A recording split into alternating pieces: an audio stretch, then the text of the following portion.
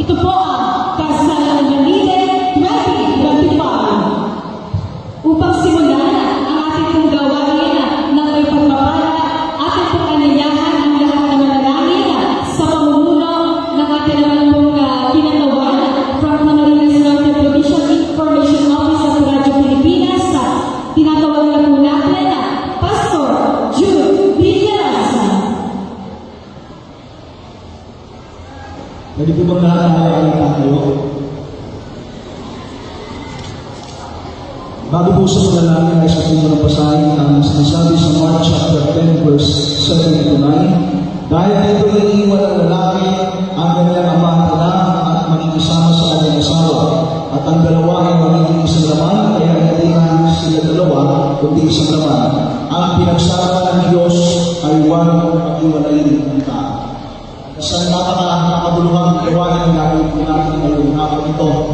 At ito po ay nagsisibing pagpapala sa bawat isa sa atin. Tayo pinalangin sa ating dakilang Panginoon.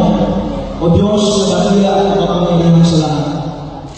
Kinikilala at nais mo namin, Panginoon, at yung dakilang presensya ngayong hapon ito. Sapagkat minsan man ang inagkatin mo upang ganapin o gawin ang napakahalaga na utusan mo, Diyos, upang gawin ligala at pagsasama ng mga narito o Diyos ng mag-iisang bibig na ilang ito. Narito Panginoon Diyos, papasalamat ng kami sa dalawang walong mares na sinabi pa siya naging ligala ng pagsasama Panginoon sa mata ng Diyos at sa mata ng tao Panginoon.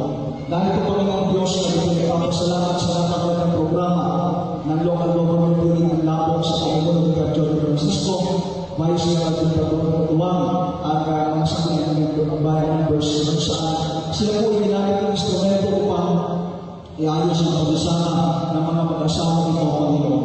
Narito, Diyos, amin pong itinudulog sa iyo na kung saan, Panginoon, pangunahan, patubayan o Diyos, ang pagpapasimula at gawain sa araw na ito, Panginoon, at amin pong itinagalaga sa iyo ang 28 panas na kung saan mag-isang bibig na yung araw ito, Panginoon.